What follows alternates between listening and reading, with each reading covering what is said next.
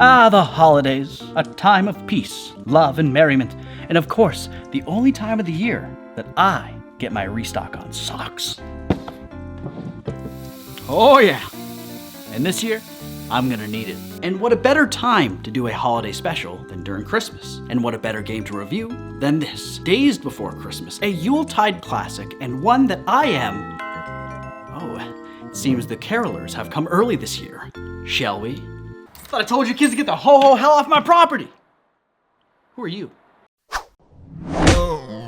Daddy Didn't raise no nutcracker. Oh, my head. What the hell? Jesus! I meant figuratively. Okay, who are you? And how much do you want? I got a 5 right here, but if we're quick and we go to the casino, I can flip it into a 20. Listen here, you golden-haired hunk. I'm the chairman of the Treeky fan club, and we've been waiting all year for a Halloween special, and you just go ahead and skip it? What can you do? Oh, I'll tell you what you're gonna do. You're gonna review this.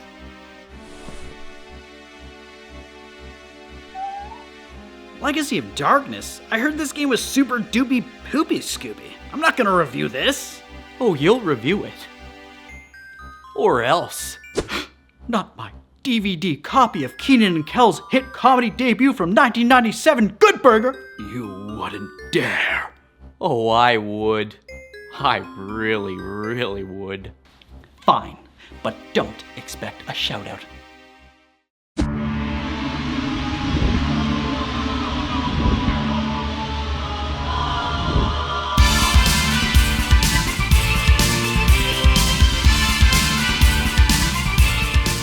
Ah yes, Castlevania. It's one of my favorite video game franchises of all time, with so much to love, like the gothic atmosphere, the music, the parallax scrolling backgrounds, the scary trees that look like they belong at the back of a McDonald's. Yeah, it'd be safe to say that I'm a pretty big fan. I hold both the classic Castlevania games and the modern Metroidvania style games in pretty high regards, but there is a third type of Castlevania game that I personally love, but I've heard can be quite divisive. That's right, baby, we're talking the 3D Castlevania titles. Now, I can already see the comments coming from me.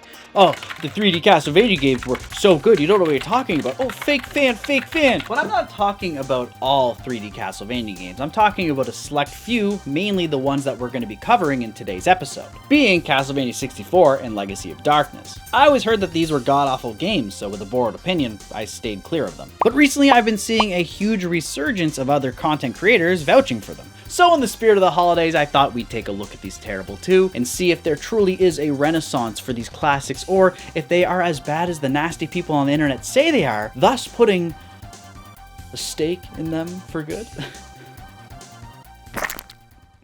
Now, if you excuse me.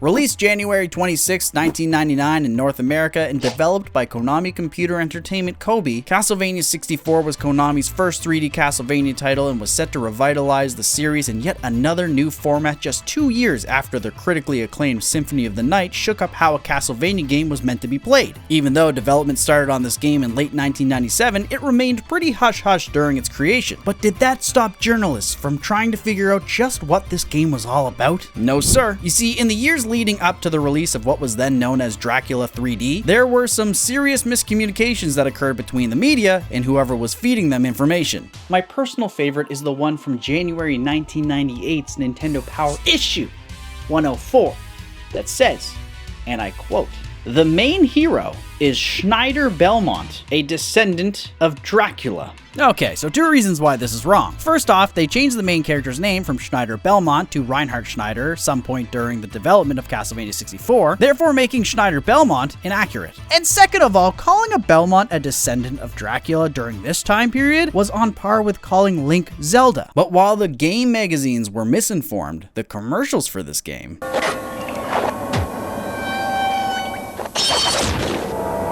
killer outfit. Too bad the nightlife sucks. Dracula returns to Castlevania on Nintendo 64 from Konami. Hold up! Pause it! What's my man sniffing? Die, monster! You don't belong in this world! But even with all of the coverage it got, Castlevania 64 only ended up selling an ironic 640,000 units worldwide, albeit with a relatively positive reception from most gaming outlets. But with such large shoes to fill after Symphony of the Night, it seemed inevitable that die-hard fans would get a sour taste for Castlevania 64 because it wasn't up to their new standard of what a Castlevania game should be, thus resulting in poor critical reception and even poorer sales. But our story doesn't end there. Consumers cried out about how Castlevania 64 had a terrible camera, frustrating platforming, and awkward combat. So Big Konami pulled a fast one and just a year later released Castlevania Legacy of Darkness, a sequel that acted more of a complete experience to Castlevania 64, expanding on concepts originally cut from its predecessor. But unfortunately, the damage had already been done, and Legacy of Darkness ended up only selling 130,000 units worldwide with less than favorable reviews, thus putting a final nail in the coffin that was the N64 Castlevania titles. Now, it is imperative that you know that both Castlevania Legacy of Darkness and Castlevania 64 are essentially the same game. So instead of wasting everyone's time, I'm going to be reviewing Castlevania Legacy of Darkness, referring to Castlevania 64 when relevant. The campaign in Legacy of Darkness progresses in a way where you first have to play as Cornell to unlock the second campaign following the night, which upon completing unlocks both Carrie and Reinhardt's campaign. This was done because Cornell's campaign takes place 8 years prior to the other campaigns and originally was supposed to be in Castlevania 64 but was cut due to time restraints. Cornell's campaign opens up with Death and friends getting up to no good, aka sacrificing a woman they picked up in the woods. And with this sacrifice, Dracula is revived and pissed. And who can blame him? I'd be mad too if I was killed every 100 years by a half-naked whip-wielding frat boy and locked away in a coffin, never allowed to truly die nor sleep, cursed to always listen to the chaotic melody of humanity's darkest desires.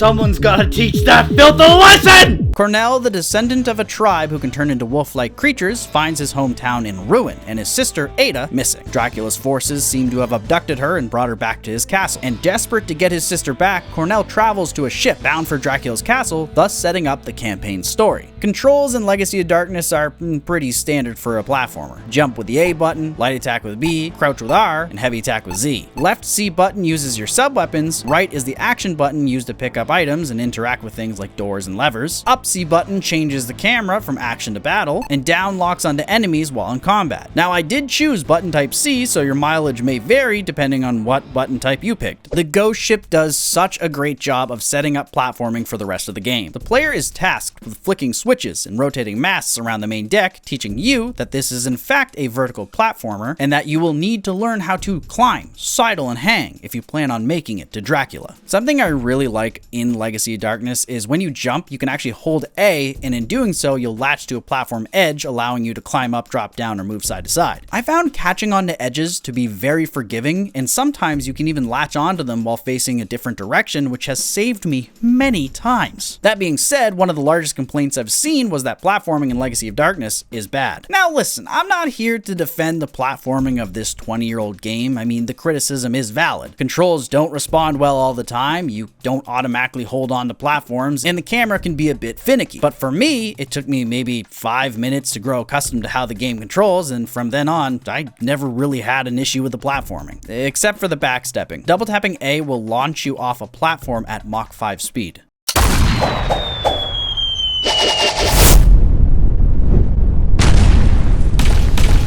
It's also here on the Ghost Ship we are given our first taste of combat. Let us just see how the earliest 3D Castlevania game tackled such a thing. What? Did you think this was gonna blow your mind? Throughout the annals of time, combat in Castlevania games has never been groundbreaking. It's always been jumping, whipping, and retreating, baby, and Castlevania Legacy of Darkness is no different. Every character has a light attack, but let's be real, that's a waste of time. The heavy attack is universally just so much better. Cornell's light attack is a claw slash, and his heavy is a big ol' slap. And while light attacks have their uses, like freeing yourself from enemies who grab your ankles, you'll find yourself throwing out heavies more often than not. You can also opt to use sub-weapons you pick up throughout the stages as a tertiary attack. Speaking of sub-weapons, I am such a fan of them in this game. You have all of your classics like your throwing daggers, axes, holy water, and of course, my personal favorite, the cross. In Legacy of Darkness, Darkness, collecting multiple sub-weapons of the same type will change its property, making them more powerful, a mechanic that was seemingly absent from Castlevania 64. Sub-weapons are powered by these small red jewels that are dropped by most enemies and found in candles and crates located in each level. Speaking of crates, once Cornell gets inside the ghost ship, we are immediately attacked by these giant tendrils, which cause the ship to sink, resulting in us washing ashore near this bridge.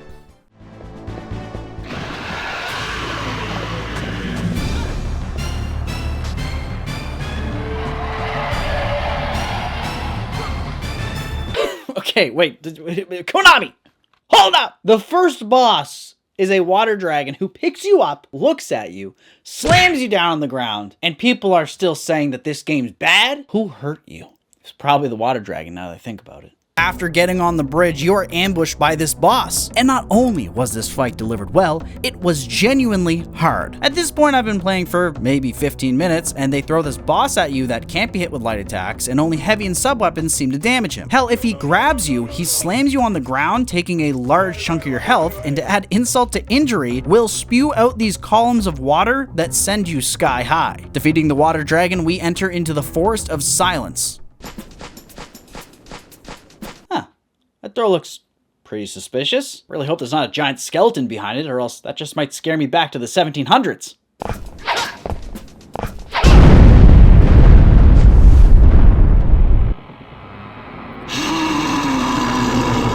I think I shited my trousers, I did.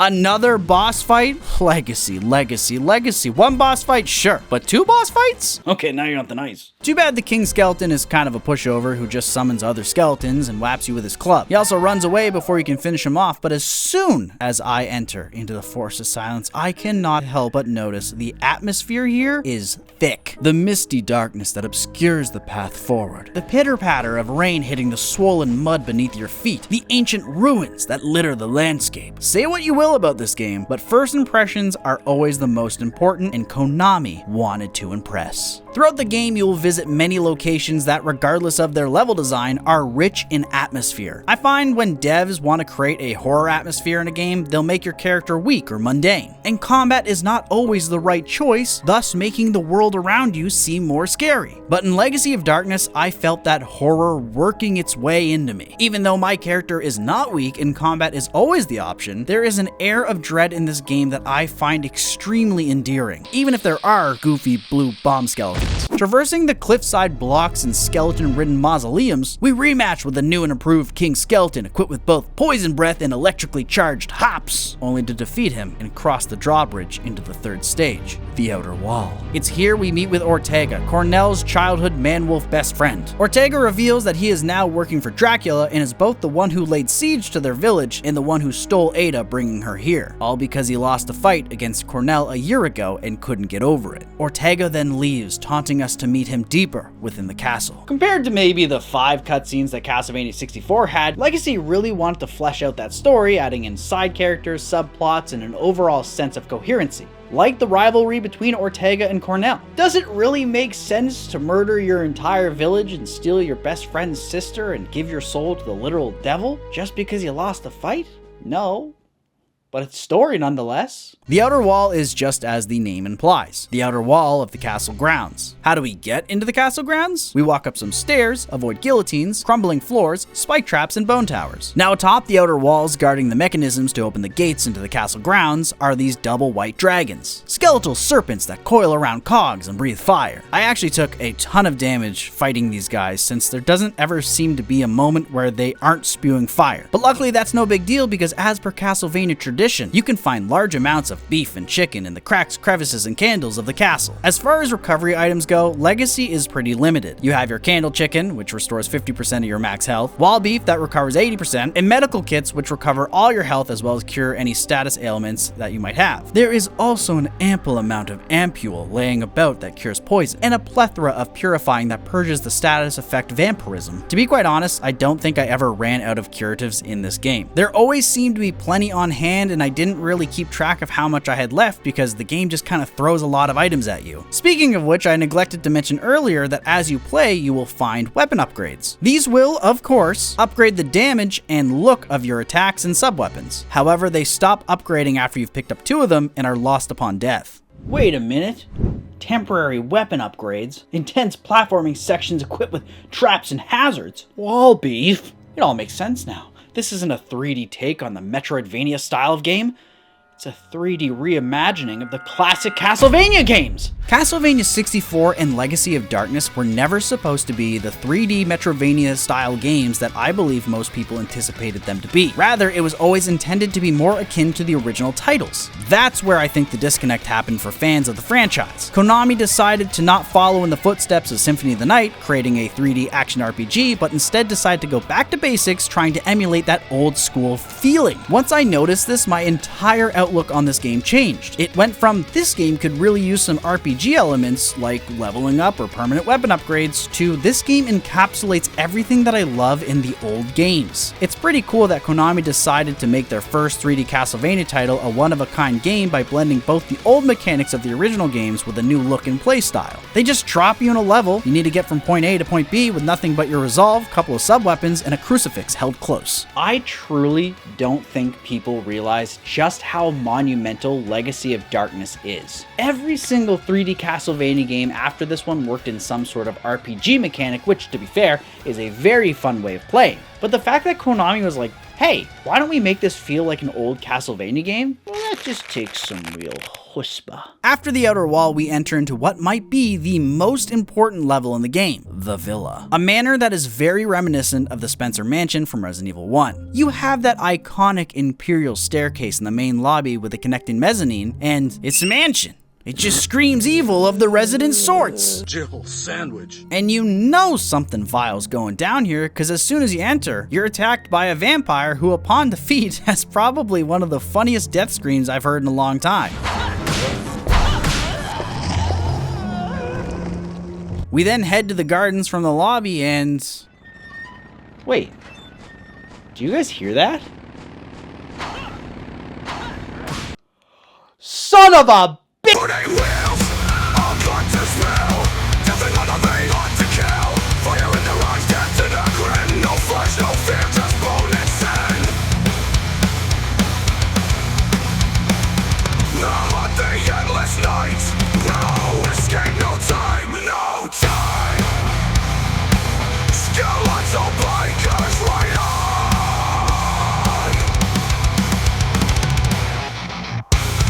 The garden itself is a hedge maze that I can see people getting lost in, because I did. Although in being lost, I did stumble upon a rose garden key, which is used to progress inside the villa, and the crest half B. What does the crest do? I don't know. But we did find a riddle that hints at its use. When morning sunlight reflects off a red rose, the enclosed jewel shall be set free. So back to the villa where Cornell meets with the lord of the house, J.A. Oldry, who is currently in a domestic dispute with his wife. But instead of coming to the victim's aid, Cornell just asks if Oldry has seen his sister. He has not. Oldry is literally just a reskin of the vampire who attacked you at the beginning of the level, meaning he just runs around, flips, and gets hit. In defeating him, we meet with his wife, Mary. And this is where Legacy of Darkness' story really expands. Mary informs us that a man named Gilles de Rais and a woman named Actress made her once good husband into a vampire. Once vampirified, he plotted to eat both her and their son, Henry. She asks if we can find and escort Henry out of the castle grounds and that he can be found hiding in the west side of the garden. Now, to get to the west side of the garden, we need a specific key. So just like any good Resident Evil game, we're running around the villa, finding diaries in the archive, items in the East Garden, and fighting off baddies. Riddles in Legacy of Darkness are pretty few and far between, but when they do pop up, they have some thought behind them, which make for some pretty interesting and creative puzzles, like in the villa. I mean, I'm a freak. Full stop. And I still write down clues I get in video games on physical notebooks, so pairing the information I got from the diary riddle in the archives and the gate riddle in the gardens, and taking all that information and putting it together in my notebook, I think I figured out this whittle. Widowy. When morning sunlight reflects off a red rose, the enclosed jewel shall be set free. Easy. Go back to the rose garden. Wait until morning. A red rose appears. Naturally. It's a key to the gate where we first found the rose riddle. Inside is a rose brooch. Bring the rose brooch to the courtyard that I didn't mention at the beginning of the villa, and solve the diary riddle inside the archive by clicking the conveniently placed buttons on these tombstones in this exact sequence. De Rais family. Mary. Henry. Unreadable tombstone. A pillar erects. Elementary. Climb atop the fountain and place the brooch inside a rose-shaped inlay, granting us the crest half A, which can be combined with the crest FB, thus getting us in to the West Garden. During this sequence, we have to wait for morning light to shine into the Rose Garden, so this is a good opportunity to talk to you guys about the day-night cycle. This system plays a massive role and harkens back to Castlevania 2, Simon's Quest. One whole day lasts 20 minutes, with nighttime starting at 6 p.m. and daytime starting at 6 a.m. What's even more impressive is during the night, enemies such as vampires and ghosts are actually more powerful than they are during the day. There are also some doors which can only be opened during the day or night depending on the sun or moon sigil placed on the door. Luckily, Konami added sun and moon card items that can be used to fast forward time to 6 a.m. or 6 p.m. respectively. This paired with the dynamic weather system that they implemented truly makes you start to appreciate just the amount of thought and effort that Konami was putting into this game. They really wanted a living, breathing world that, as flawed as it may be, felt believable. On our way to the garden, we come across this strange scroll, and yet another cutscene plays where we meet this game's merchant, Renon, the suave demon businessman who sells goods to adventurers unlucky enough to cross his scroll. Renon's stock is very limited. It consists of every curative in the game and sun and moon cards. My only complaint with Renon is I wish that he would sell you weapon upgrades. His shop usually shows up before most bosses, and if I maxed out a weapon upgrade and sub-weapon upgrade, then die at said boss, the subsequent fights are uphill battles because you lost all your weapon upgrades and can't get them back during the fights. Renon can also be a very important character in regards to the story, but more on that later. Finally, we enter the West Garden, where we meet Henry and the gardener. They are not playing tag. The goal is to escort Henry to the gate near the back of the gardens. Easy, right? No. The gardener will chase after you the entire time, always targeting Henry, and if you run just a little too far ahead, Henry will decide to abandon you and book it back to the nearest tower, which always seems to draw the ire of the gardener. Now, I love myself a good tyrant segment in a game. Tyrant segment meaning a big, unkillable, hunky-chunky man muffin chasing you through an area where you have to avoid them rather than attack them. But in this game, the gardener can actually be harmed. If Cornell hits him enough, he will fall down for a short time, giving you some breathing room to get away. A neat bit of background about the gardener is he's actually based on a cancelled playable character known as Cola. And if what I read was accurate, he was supposed to be a chainsaw-armed, shotgun-wielding monster hunter that was here to slay Dracula based off of Ash from the Evil Dead series. Now obviously he was cut as a playable character, but it is cool that they still kept him in as the gardener. And while it might not seem like it now, Henry is a very important character and it's best to remember him. We escort Henry out, giving him a protective amulet and sending him on his way. We then head to a tomb underneath the gardens where we meet with none other than the man responsible for the chaos at the villa, Gilles Meret. Gilles is, he's just another vampire. Nothing really worth noting except that he's one of Dracula's lieutenants and is kind of a pushover. But just before we land the killing blow, Actress shows up and snags him from us, leaving us in this tomb, all alone. And there's nowhere to go.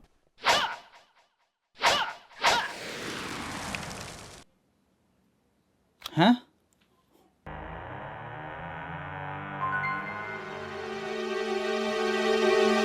Oh, coffin compartment. What? Yes, the way forward is located in a secret compartment in a coffin laying at the back of the tomb, which, by the way, somehow leads back to the outer wall. I'm not gonna do the mental gymnastics of trying to figure out how we got back to the outer wall. Going down somewheres and ending up at a higher altitude is some Dark Souls 2 Iron Keep nonsense. But we do gotta remember, we are playing Castlevania, a game series with magical morphing castles and a boss called Nasty Grant. The outer wall, too, is where I noticed an increase in traps and hazards. Legacy likes to ease the player into its gameplay with puzzle solving and platforming, but it's after the villa where the obstacles become more and more unique and offer more of a challenge.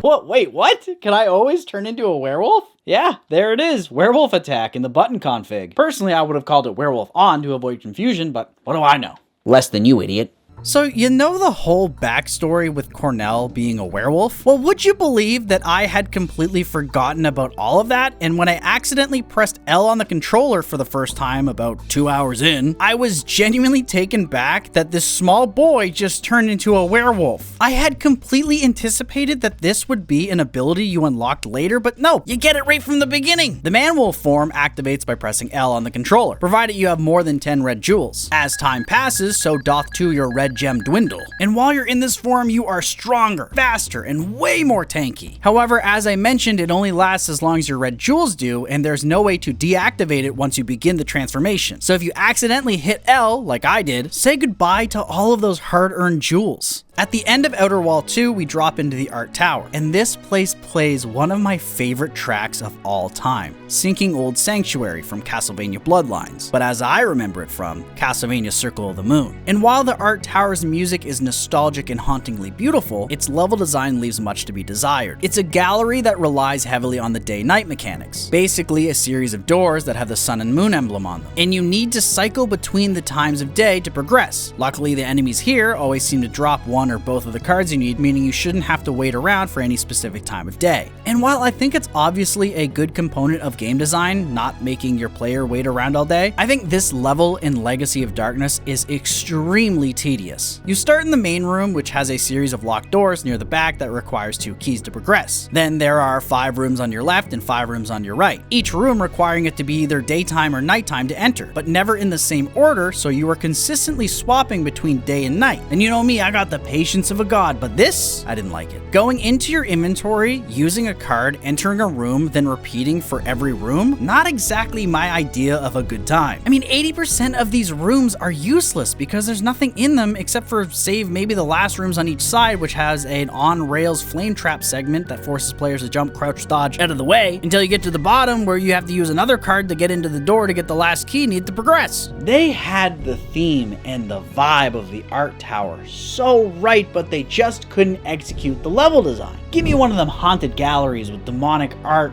statue puzzles, warping paintings. Lean into that level design rather than throwing a flaming minecart at the player in the last room. The next level, however, oh buddy. Going back to the topic of level themes, the Tower of Ruin is on point. It was, however, a misstep by Konami that they decided to use zombies instead of mummies, but at the end of the day, what is a zombie but not a naked mummy? I digress. The Tower of Ruin is really one of those areas that lends itself well to the gothic horror genre. It's a mystical level that goes from a trap-laden tomb where a stone map reveals the location of pressure plates that lift gates to lead you to a dark, crumbling ruin where one misstep could lead to certain death, all capstoned by the final celestial pillar puzzle, which really does look like it's straight out of an Indiana Jones film. The Tower of Ruin is also the only level in any Castlevania game ever where you're playing as the Wolfman exploring the mummy's tombs in Dracula's castle and Frankenstein's monster is the gardener. Food for thought. When you think of Dracula, what words come to your mind? Tall, dark, handsome. How about fangs? Certainly not the word girdle. Well, to me, the word science comes to mind. Drac has never been a man to shy away from the sciences, and when he's not performing dark rituals to enslave humanity or devil summoning spells, he likes to relax by pushing the boundaries of knowledge in his laboratory. The Tower of Science is well equipped with many of Dracula's experiments. You have your lightning rods and large vats containing cowman hybrids, and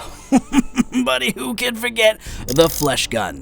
The Tower of Science in Legacy of Darkness is notably different than it is in Castlevania 64. Besides layout, enemy models and textures were much better quality, something I really didn't notice until I got here. It's comforting to know that when making Legacy of Darkness, Konami was just not adding more content. They were actively updating and reworking existing areas to give it more of a finished look. Naturally, the boss of the Tower of Science is a supercomputer security crystal, which sounds a lot more fun to say than it is to fight. It's just a stationary crystal guarded by these turrets that shoot you with lasers and bullets, giving you just about no downtime to actually fight the crystal itself. And yes, you could take out all the turrets down before you attack the crystal and make it a lot easier, but it's called masochism. Google it. On the flip side, sadism is how I would define this next area. I don't generally get mad at video games. Sure, I get frustrated, scream, yell, rant, but at the end of the day, I'm having a lot of fun. I did not have fun at the Duel Tower. In the 64 version, the Duel Tower was basically this series of timed duels where you fight monsters as the roof slowly closes on you, which to no one's surprise was butts. And on top of this, you had to do a whole lot of platforming, but there was no clear direction as to where you needed to go because they decided that you needed to find a literal invisible path to progress. Also, death meant you would have to do the entire level from start again. Luckily, the Legacy of Darkness version is slightly better, but not by much. The fights seemed quicker, the platforming was at least a little bit more enjoyable, but this last part, this last part. Basically, you fight this Minotaur, beat him up, he drops wall beef. Then you get to these I don't know, spiked rods, which are all rotating in different directions, and because the camera makes it hard to gauge how far away you are from them, I kept jumping in the air, getting hit and falling off the stage over and over and over.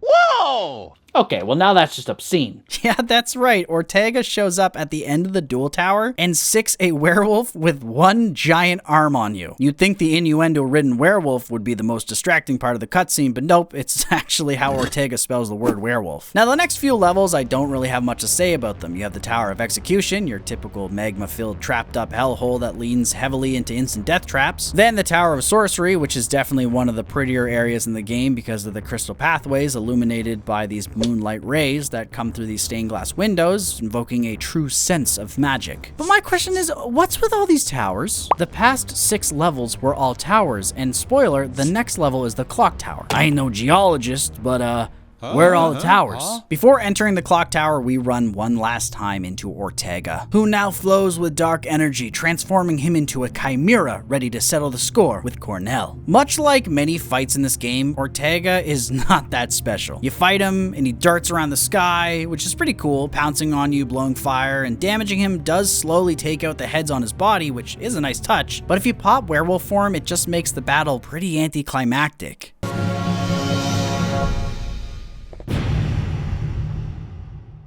Ah, I stand corrected. Before Ortega blows up, he admits that he had a change of heart and went against Dracula's orders, hiding Ada in the clock tower. Ortega warns Cornell to find Ada before Dracula does, which leads us to the clock tower. I really started to notice at the end of Cornell's campaign, it was less focused on combat and more on stage hazards. And don't get me wrong, I love myself a good old trap, but the clock tower was all platforming segments and no baddies. Sure, you have a few fleeting fleamen here, a couple barren bone towers there, but it felt more like an obstacle course than it did at Castlevania stage. When I think of Castlevania clock towers, I think of Medusa heads flying at me, or imps poking me with sticks, not jump, wait, wait.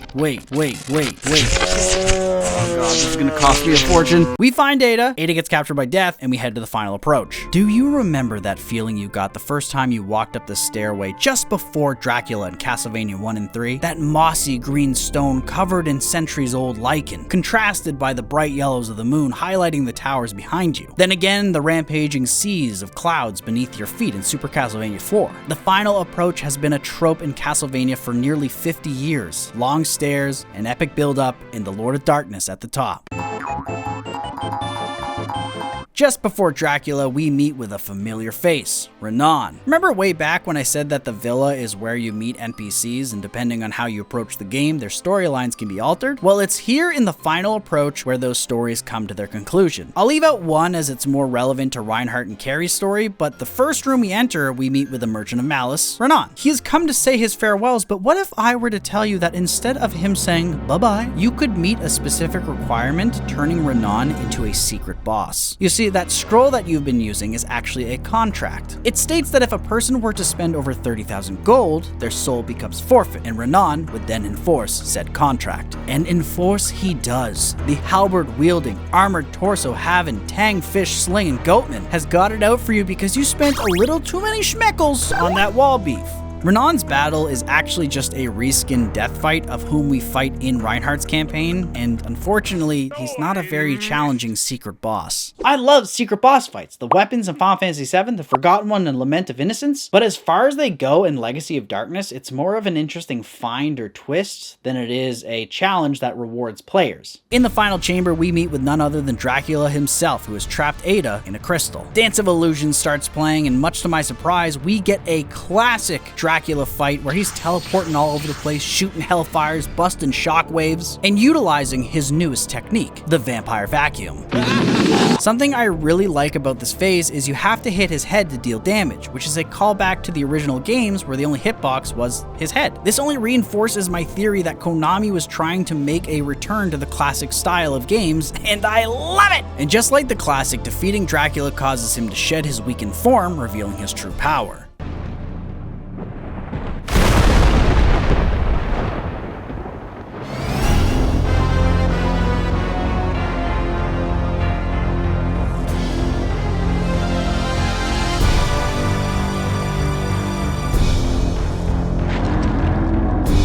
Jesus! Hey. Oh, no, sorry. Once again, I meant figuratively. I get that a lot. So. Hey, no worries. But I do have a show to run and a lot of popcorn to clean up. So if you don't mind... Totally understand. I'll see you later. Hey, bye-bye.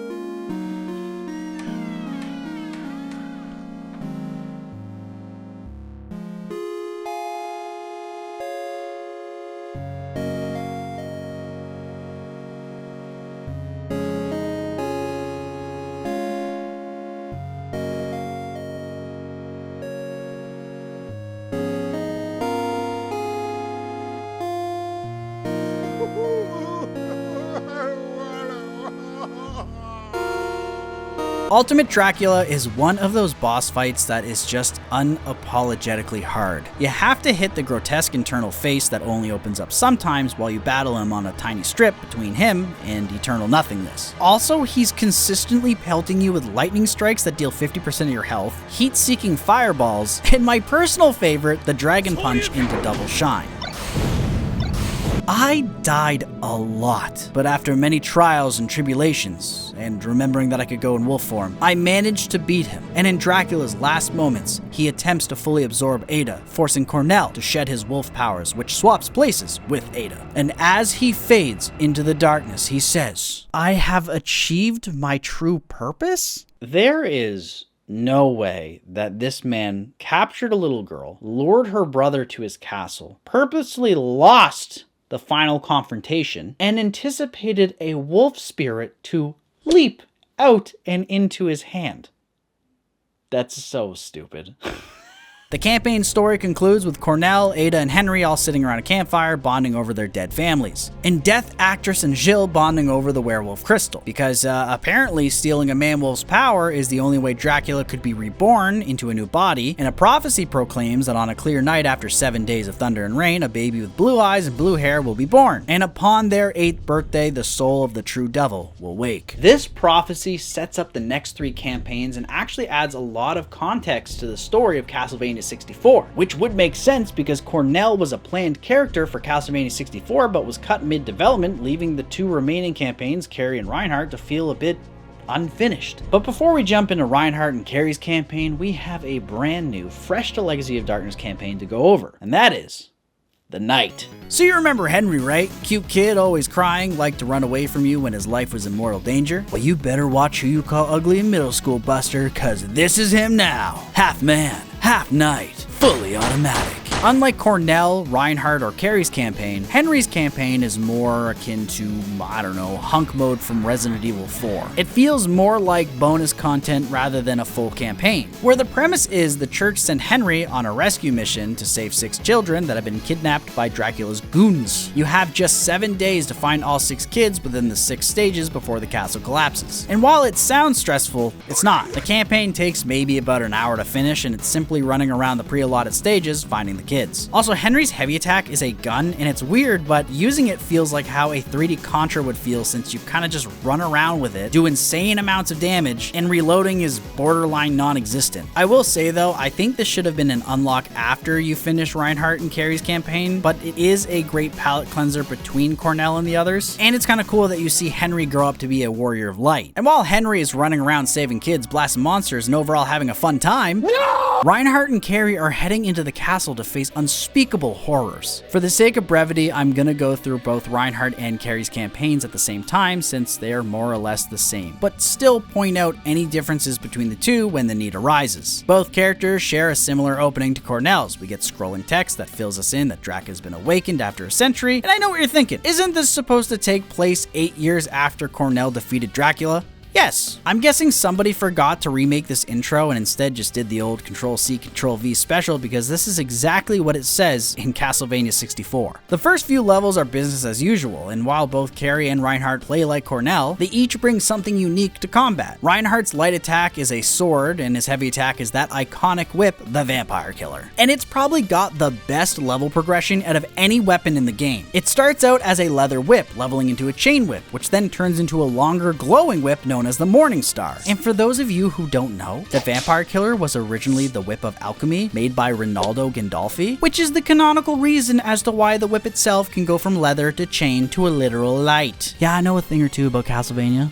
Carrie, on the other hand, is probably the strongest character in the game solely because she's got heat-seeking magic missiles that the longer you hold them, the more powerful they become. You can just run around holding the attack button and release it without ever having to aim at anything. It just makes most enemies and boss fights an absolute joke. Now, as I said, the first few levels in Carrie and Reinhardt's campaign are the same as Cornell's. However, there is one different cutscene that happens atop the outer wall.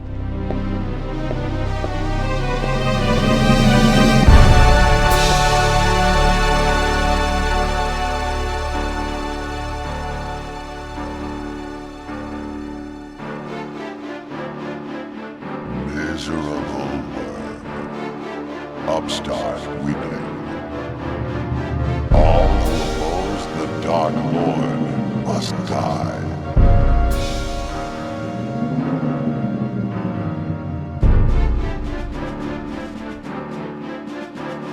Come, meet your doom.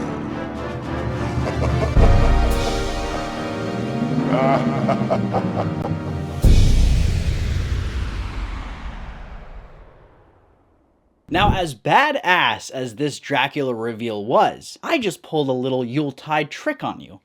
That cutscene was actually from Castlevania 64, which was fully voice acted. Something that I really don't like about Castlevania Legacy of Darkness is the fact that you have all of these character interactions, but all of that emotion is lost because none of it's voice acted. And the argument to be had is that the N64 has hardware limitations, so a fully voice acted game wasn't achievable at the time. But my counter argument is, if Capcom can port Resident Evil 2 to the N64 in 1999 with full voice acting and FMV, then it's not really out of the realm of possibility for other companies to do it either. Now in the villa, we still have our ghosts and stained glass knights and screaming vampires.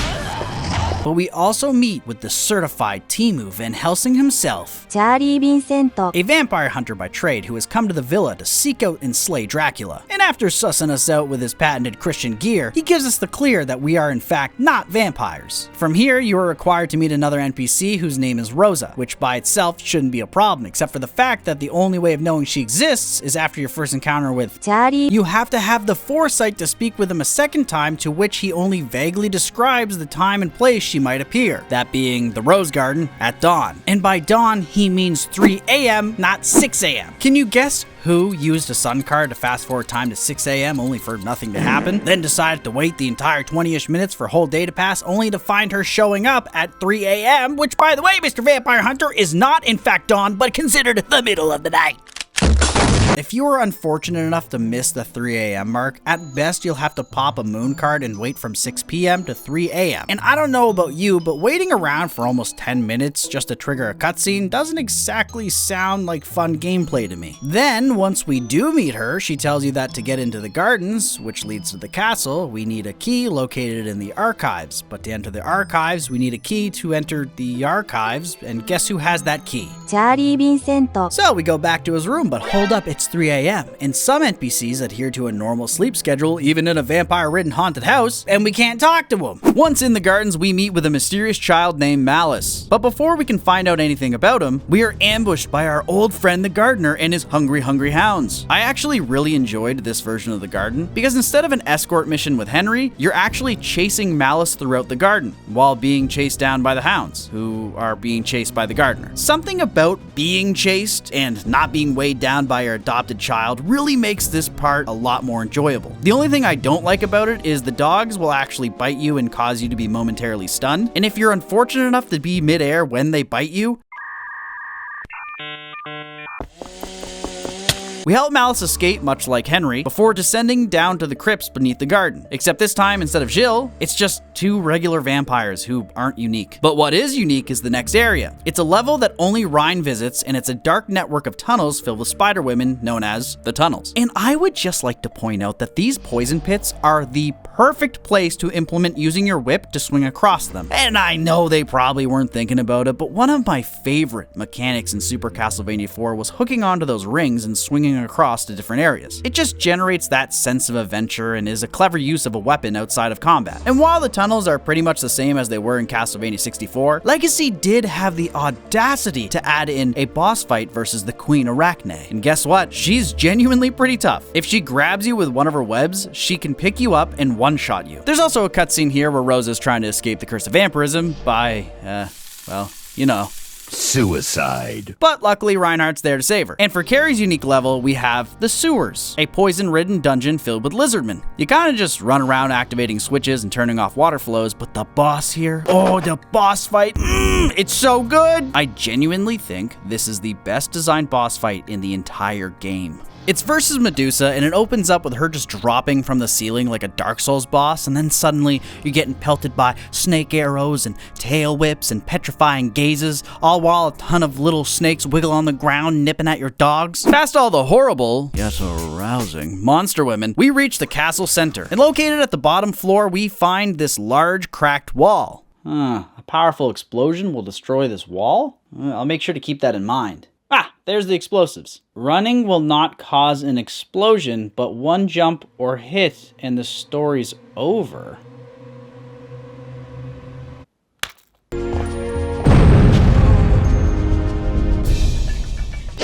Son of a nutcracker!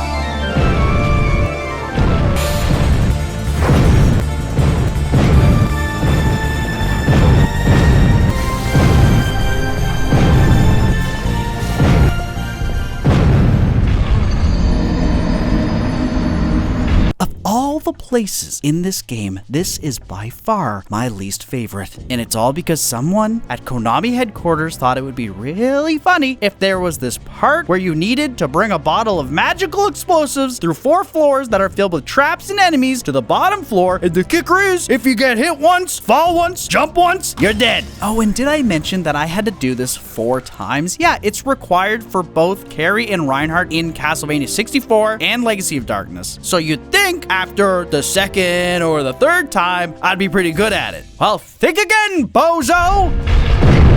The cracked wall at the bottom floor contains a crystal which powers the elevator that leads to the next level. But to blow it up, we need to bring the magical Nitro to the cracked wall, set it down, go find mandrake roots, which will cause the Nitro to explode remotely. But make sure you remove the magical seal first, or...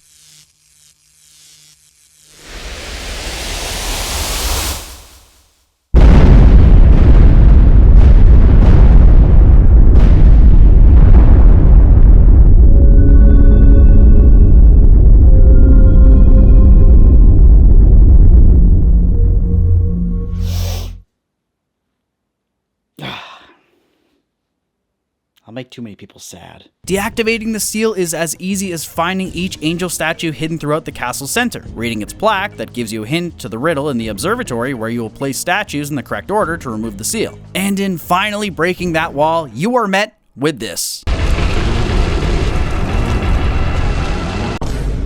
Lord have mercy, I'm about to bust. Now I know that's a behemoth, but what's this? Konami, what is that? I definitely don't think that's a pouch for snacks! Now the next sequence of stages is just the Dueling Tower and Tower of Execution for Reinhardt and the Tower of Science and Sorcery for Carrie, both leading to the Room of Clocks where Carrie faces off against Actress and Rein faces Death. The Actress fight is actually unique in the sense that she's the only enemy in the game that directly counters Carrie's homing spells. She puts up these crystal walls which need to be broken before Actress can actually be damaged, and Carrie's homing missiles will usually catch a wall before hitting the boss. This makes for a pretty fun boss fight and changes pace with Carrie compared to every other boss and enemy in the game. Death, on the other hand, he just flies around, sends his patented sickles at you, and summons spells. However, just before the fight starts, Rosa sacrifices herself to save Reinhardt, and in his arms, she dies. And that's when Reinhardt drops probably my favorite line of dialogue in this game. Vampire killer, you mourn a vampire's death. This is not the anger of a vampire killer. This is the rage of all humanity. Oh, I love it! It's so campy, but another example of how I wish this game had voice acting because, let's be real, mine doesn't really cut it. Rushing to the top of the tower, we meet face to face with Dracula, engaging in the same fight as Cornell. But when he is defeated, he vanishes, leaving only behind a cape. The castle then begins to crumble, and as our heroes make their daring escape, who should show up on a flying unicorn but none other than Malice. You simpletons, you see, behind the scenes, Gilles de Rais posed as Dracula throughout the entire Reinhardt Carrie campaign, while Malice was the child of prophecy who bore the soul of the Dark Lord, awaiting for his power to awaken inside of him. This means Gilles is now a blanket, and Dracula's hot. Ooh. The Malice fight is much like the normal Dracula fight, except you can fall off edges. But it's when you defeat Malice that he returns back to his original form, claiming that he's lost his memory. And just as we're about to help him to his feet, shows up and torches that bugger. You see, Malice is still very much hot Dracula, and he was trying to trick us, but luckily our boy had the wisdom of a vampire hunter and exposes that fraud for what he truly is, bringing us to the final climax against what I call Dracula Apocalypse. Just a side note, if you don't finish within 16 in-game days, becomes a vampire, presumably because he got the Gilles Dracula before you did and lost, which has rippling effects because you have to fight him, killing him, which then in turn lets Malice successfully manipulate you, resulting in the bad ending. Dracula Apocalypse is this hulking dragon centipede and honestly is one of the coolest fights in the game. He throws dragons, nukes, and earthquakes. I mean, he doesn't throw earthquakes, but you get what I'm saying. And this offers challenge to the players since a lot of his moves track, but it's nowhere near as difficult as Dracula Ultimate. You got a lot of space to run around in, and what I found was the best strategy would be just running in, jumping, whipping, and retreating, baby! It's a callback! And with one final whip, Reinhardt's campaign ends with Dracula's defeat, Rosa coming down from the heavens, and them living happily ever after. And Carrie laying flowers at her mother's grave before turning and looking to the sky with hope, which isn't nearly as cool as your girlfriend coming down from heaven, which I think she got the raw end of the stick, dog. Mother flowers, not as cool as girlfriend heaven. Castlevania 64 and Legacy of Darkness were Konami's first attempt at a 3D Castlevania experience, and I think, for the most part, they stuck the landing. A few terrible parts here and there that I'd rather not think about, but overall, a great atmosphere, a great story, and some solid gameplay to boot. I think that if you're a Castlevania fan, it is worth playing both, if not just Legacy of Darkness, to experience what I would consider a historically significant game. And with that, my review of Castlevania Legacy of Darkness, and to a lesser extent Castlevania 64, is done. There, Mr. Chairman, the review is done. Are you satisfied? Wow, Treeky. Just wow. That may have been the best review of Castlevania Legacy of Darkness that I have seen all day. But why stop there? Why don't we review all my favorite games, including Werewolf for the Xbox 360? No, you can't do that to me. Please, anything but that. Have mercy, my man. What the hell? No, you mean what the heaven? Baptism blast.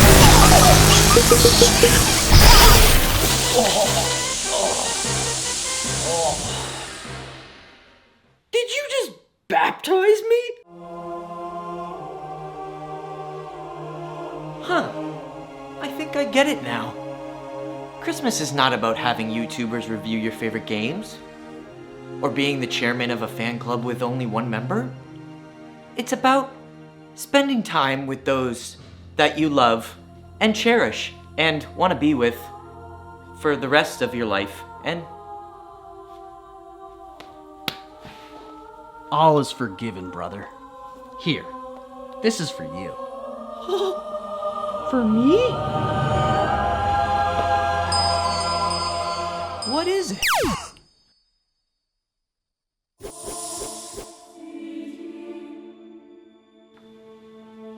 Another year, and another restock on socks. Merry Christmas, and a happy holidays to you. Hey, thanks for watching. If you enjoyed yourself, make sure to hit that sub button, share the video, and comment something nice. I'd also like to give a big shout out to all my channel members and patrons. You guys help fund these videos, and I really couldn't do it without you. I'd like to give another shout out to all my patron members of Super Special Rare and higher tiers. Ooh, look at all those names forever engraved on the internet. Or at least until YouTube shuts down. And then, of course, a massive thank you to my legendary rares, Draw Knight and Kiriel. You guys are quite literally pillars of the community, and I just love ya. If you want to help support the channel, a like, comment, and subscribe go a long way. But if you want to take it a step further, consider becoming a member or signing up on the Patreon. So once again, happy holidays, everyone! Ho ho ho ho ho!